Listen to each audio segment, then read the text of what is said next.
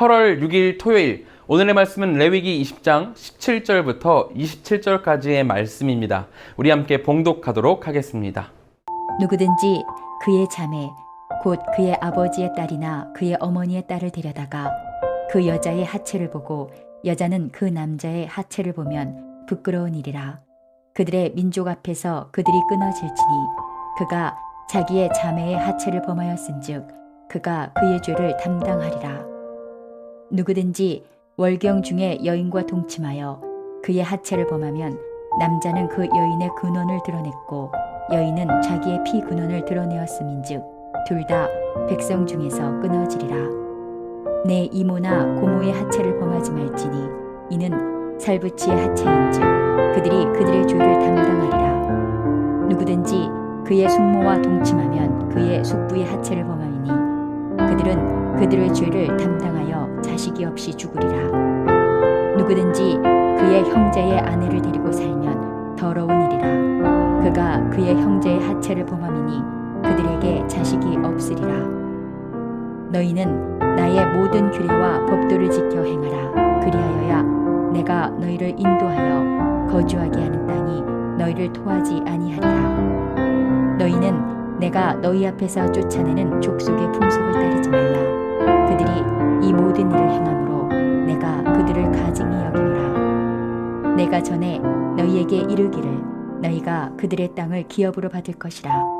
내가 그 땅 곧 젖과 꿀이 흐르는 땅을 너희에게 주어 유업을 삼게 하리라 하였노라. 나는 너희를 만민 중에서 구별한 너희의 하나님 여호와이니라. 너희는 짐승이 정하고 부정함과 새가 정하고 부정함을 구별하고 내가 너희를 위하여 부정한 것으로 구별한 짐승이나 새나 땅에 기는 것들로 너희의 몸을 더럽히지 말라. 너희는 나에게 거룩할지어다. 이는 나 여호와가 거룩하고 내가 또 너희를 나의 소유로 삼으려고 너희를 만민 중에서 구별하였음이니라. 남자나 여자가 접신하거나 박수무당이 되거든 반드시 죽일지니 곧 돌로 그를 치라. 그들의 피가 자기들에게로 돌아가리라. 오늘 본문에서 하나님께서는 가나안 족속과 다르게 구별된 삶을 살아야 한다는 말씀을 주십니다. 그러면서 17절로 이렇게 시작하시죠.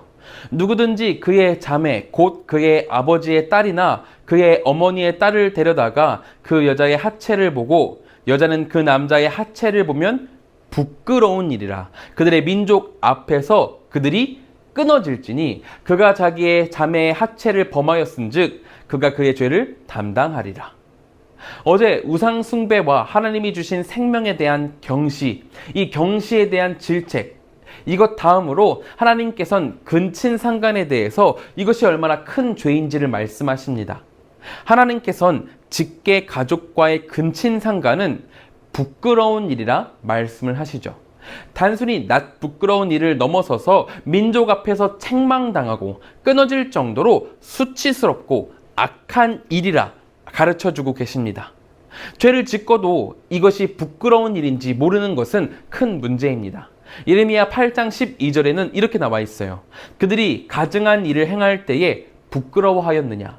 아니라 조금도 부끄러워하지 않을 뿐 아니라 얼굴도 붉어지지 아니하였느니라.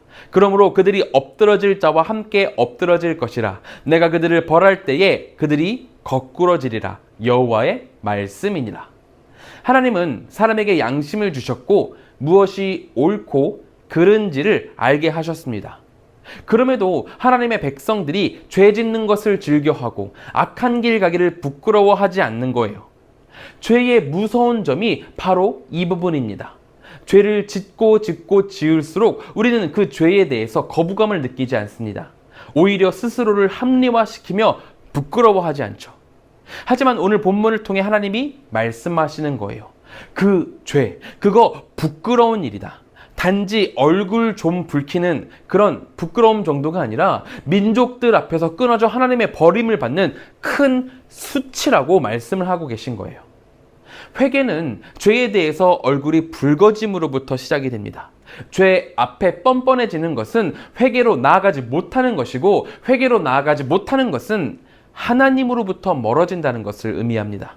그러므로 우리는 죄 앞에 뻔뻔해지지 않기 위해서 매일 말씀 앞에 자기를 세우고 회개로 나아가야 합니다. 하나님을 믿는다고 말하고 동행하길 소망한다 하면서 죄에 대해 뻔뻔함을 유지하고 있다면 그것은 회개가 없는 삶이고 거룩하신 하나님께로 나아갈 수 없는 상태라는 것을 반증하는 것입니다. 진정한 그리스도인은 이것을 기억하며 수치를 잊지 않도록 노력해야 하는 거죠.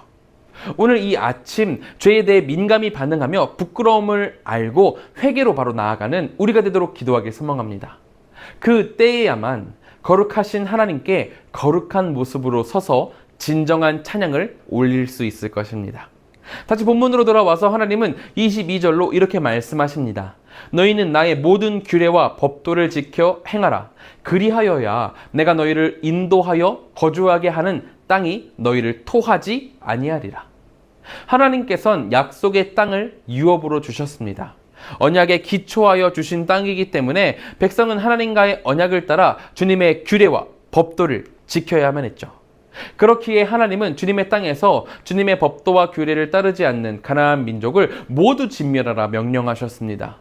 주님께서 거룩하시기에 주님 나라의 법 또한 세상의 질서와는 100% 분리된 모습 속에서 새롭게 세워져야만 했거든요. 하나님은 그것을 명령하셨어요. 만일 주님 나라 안에서 악하고 가증한 풍속을 따른다면 땅은 가나안 족속이든 이스라엘 민족이든 예외 없이 토해버릴 것입니다. 젖과 꿀이 흐르는 하나님의 땅은 하나님의 법도를 따를 때 보장된다는 거죠. 아무렇게나 산다면 지금 그 땅에 이미 거한다고 하더라도 땅이 하나님의 명령을 받아 그를 토해낼 거라는 거죠. 이것은 우리에게도 마찬가지입니다. 우리는 예수 그리스도의 구원을 받아서 그리스도인이 되었고 교회에서 예배를 누리는 축복을 받아 살고 있습니다. 하지만 이렇게 복을 받은 이들이라도 오늘 순종하지 않는다면 땅은 우리를 토해낼 것입니다. 지난날 받은 복이 오늘 저지른 잘못을 덮지는 못한다는 거죠.